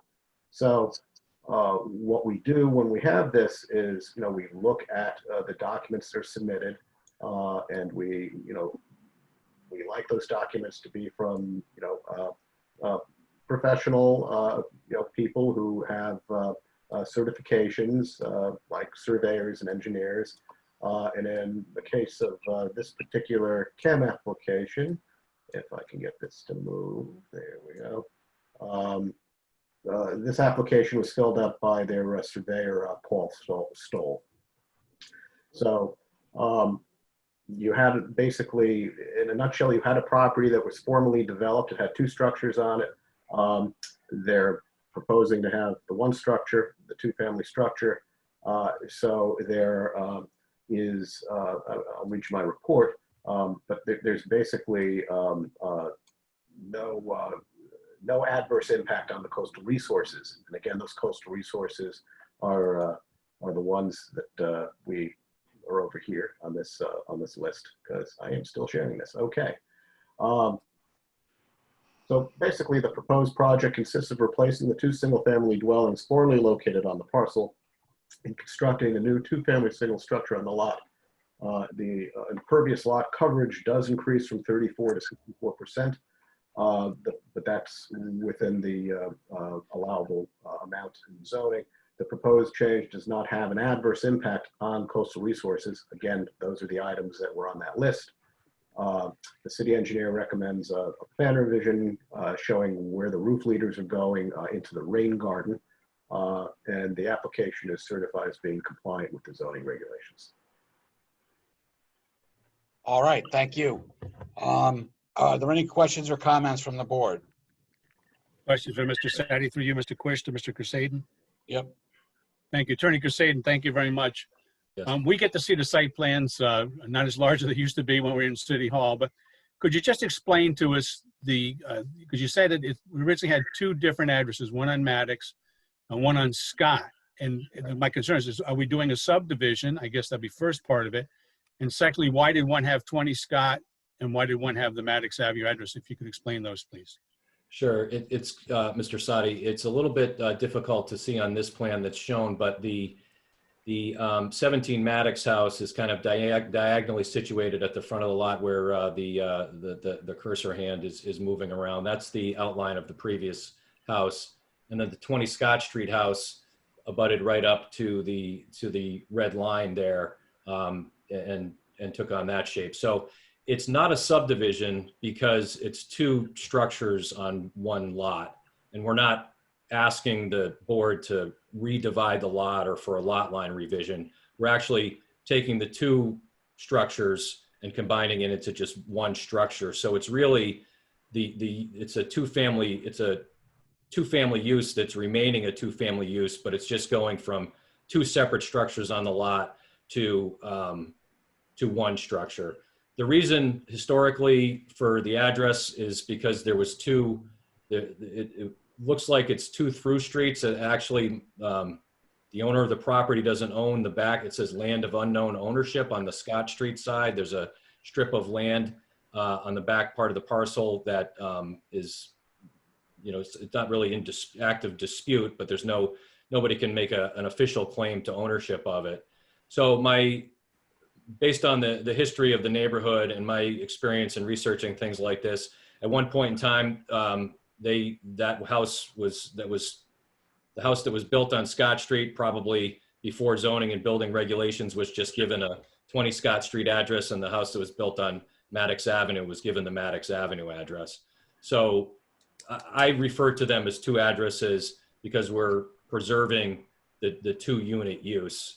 But if the city was of a mind to readdress them or give the 17 and whatever the other number would be on the Maddox side, then maybe that would work for EMS services or for the city. I don't know if the city has an address map that could accommodate that, but so that's the reasoning for it. Thank you for the excellent explanation. I just have a follow-up. I'm assuming you did some sort of a title search. So the question is, what is the assessor's office using as an address to assess these buildings for tax purposes? Two separate addresses or one, if you can answer that? When I looked at it originally, it might even be on the plan where it has the tax map and parcel. If you give me a minute, Mr. Sadi, I can actually answer that question. Just take me a minute I have the research on file here.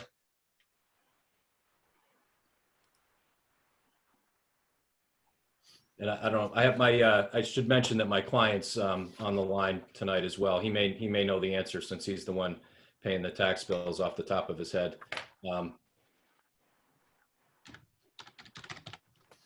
I can, apologize for the delay. I just want to make sure I give you the right answer.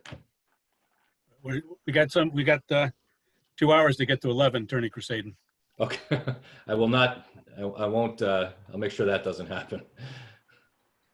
I guess the more practical aspect of one was to make a motion where we have to include the 17 Maddox Street and the 20 Scott Street to cover the application that you have.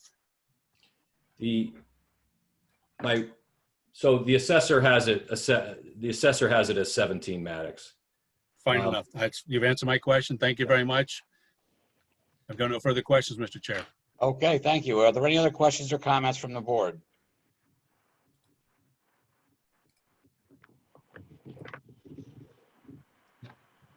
Seeing none, I would hear a motion. Mr. Chair, Mr. Sadi here, I'd make a motion to approve as presented the petition for Kevin Crusaden for coastal area site plan to review on map 27, block 45, parcel 11, of which Ish and Sakin Anand are the owners, and this is for the address of 17 Maddox Street in the city of Milford. We have a motion, and do we have a second? Second. Okay, for Brett. Yep. We have a motion and a second. Is there any further discussion?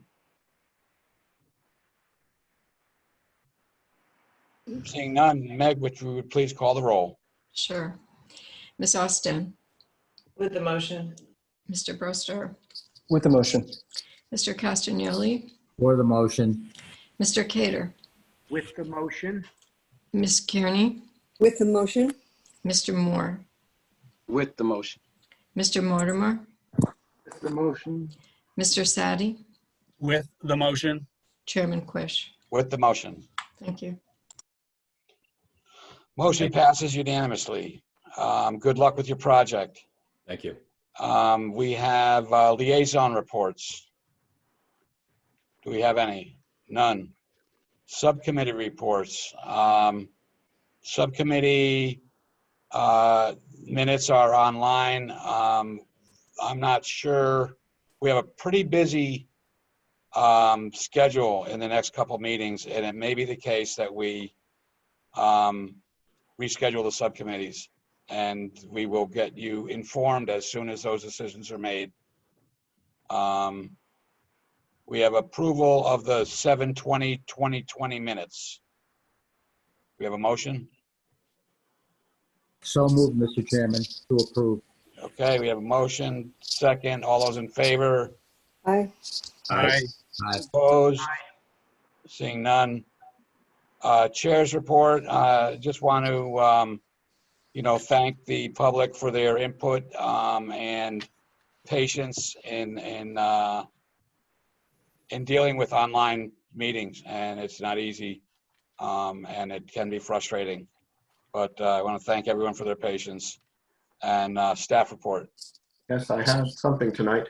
I'm reporting to you that 64 Old Gate Lane, which the board approved originally on 7/16/2019, has asked for an extension of their approval. And we extended it for 1 year per statute and per our regulations to 7/16/21. Because what happens is the board approves something, in this case it was a site plan approval, they have to do it within a year, and if they don't build it within a year, it goes, the approval lapses. So they asked for it actually in June, and we administratively approved it. Okay, great, thank you. Yeah. Any other questions or issues from any board member? Seeing none, we'll hear an adjournment. So moved. So moved. Thank you all. Good night, everyone. Thank you. Right. Good night. Aye.